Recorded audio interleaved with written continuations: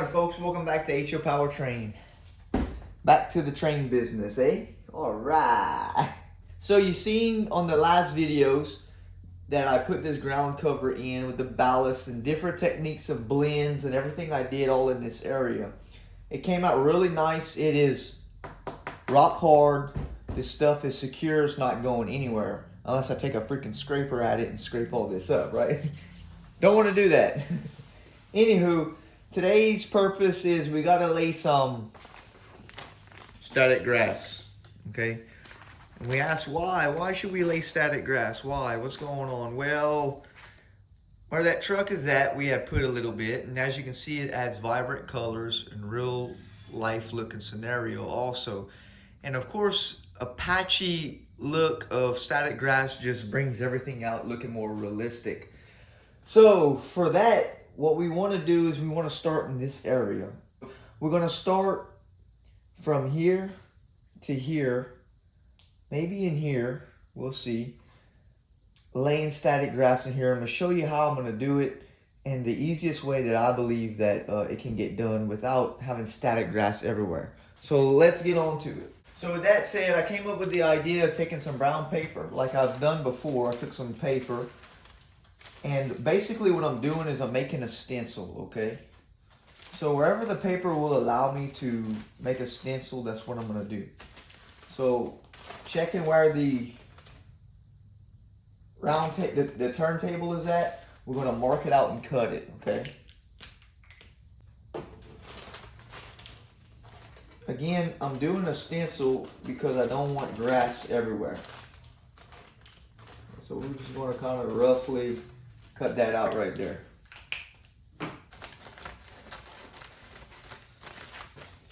All right, so we got our stencil close enough. We're gonna cut a little bit back here.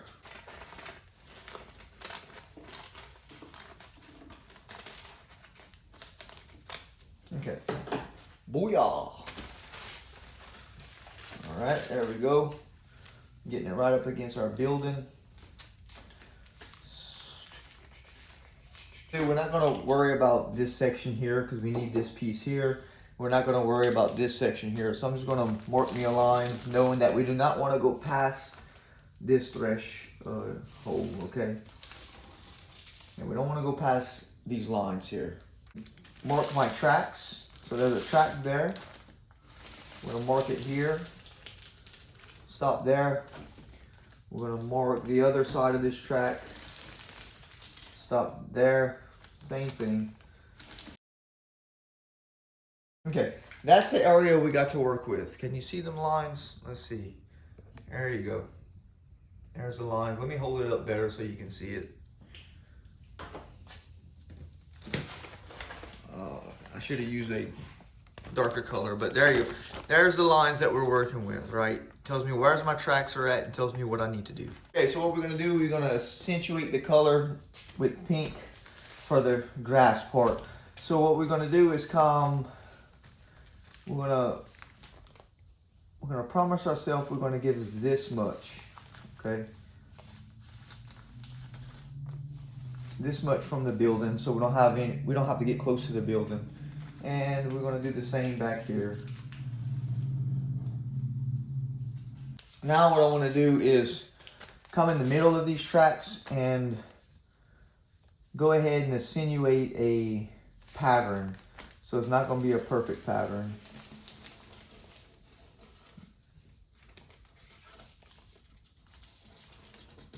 Okay. Something like that.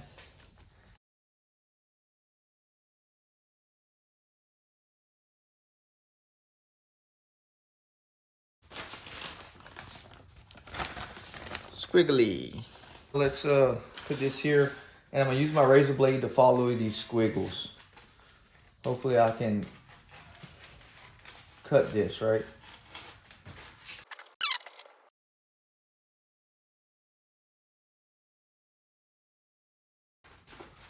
Whew, man, doing things on camera like this is not easy. All right, so we got a rough stencil. Man, that looks like crap, huh? It's okay. It'll be all right. All right, so we're gonna lay our stencil right on. Booyah! Getting it close here. Yeah. All right. Let's get some glue on this thing. We use regular Elmer's glue all for this, and we're gonna put it and dab it on with the paintbrush. So let's go ahead and put quite a bit without moving the paper. Okay, you might ask why the paintbrush? Because when I put the glue, as you see, it leaves too much open spots on it. So what you gotta do, you just gotta dab it. So when you put your grass, it all adheres, right?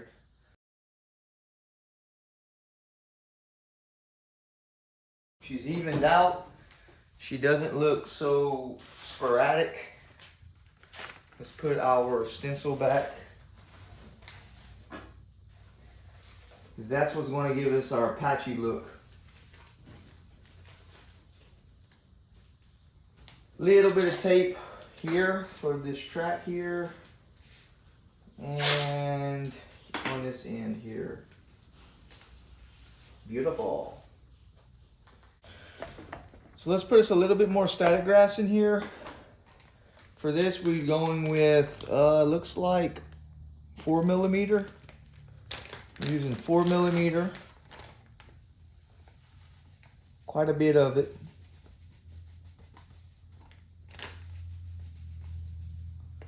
And then we're going to throw a couple of pinches of this dead grass in here. It gives it a different shade. So this is like 2mm. And it helps give coverage, okay? Let's put half pinch. Okay. Well, one more. There you go. 3 pinches.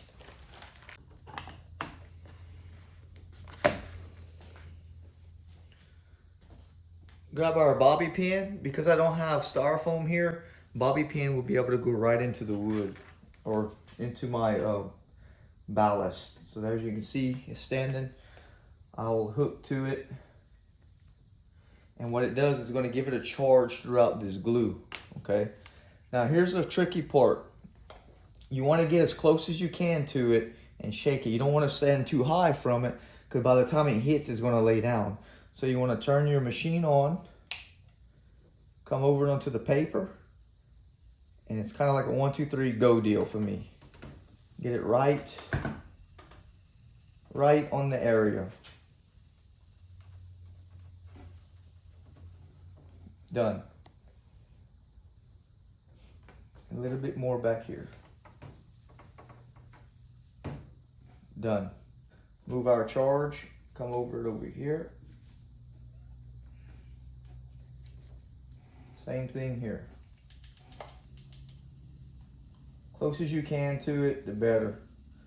Because you'll stick it up. You know what I mean?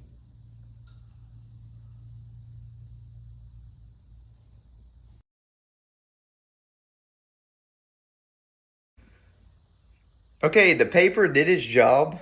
As you can see, it doesn't give it straight lines. And we're ready to kind of vacuum some of this stuff up and put a little bit more wherever the vacuum picks up.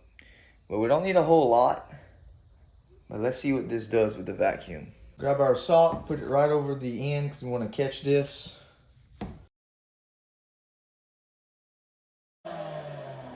Okay, I'm just going to remove this paper because it's fighting me terribly. And I'll just vacuum it the best I can. Jeez, get it off this way. There we go. Oh, beautiful. Okay, beautiful. It worked out nice. Let me see if I can save some of this.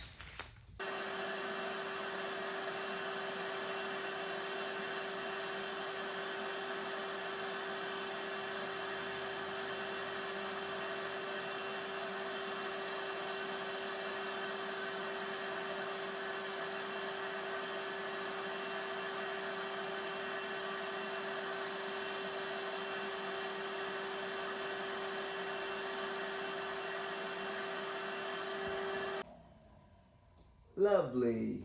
Okay, it stood up really nice. Stood up better than I thought it would. Here's bothering me.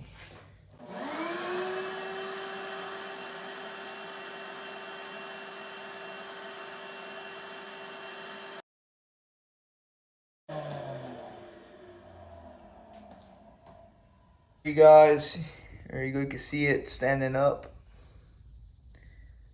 There you go, I'm persuading. Here was a bad laydown. It was laying down really, really bad right here.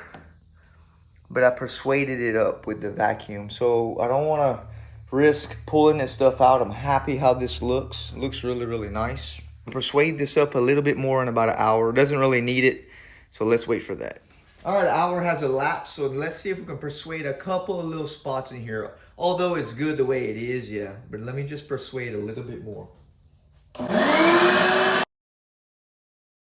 Okay, during that last persuasion of things, I got a little bit of ballast and a little bit of grass. Not that it's crucial, it's good to go. So what we're gonna do, we're gonna put it in our container. I'll sift this later. It's all ground cover, it'll all go back into the system, no problem.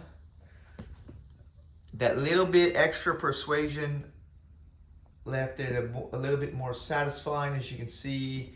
Well, let me get you closer. Okay, zoom back out, all right. And it stood it up best for what I wanted it to do. This is 4mm stuff, so it's harder to stand up, but as you can see, it worked out really nice. Happy with that, happy with how it came out. And as you can see, it adds beautiful color to a dead zone. So now what we need to do is come back later on with some more ideas.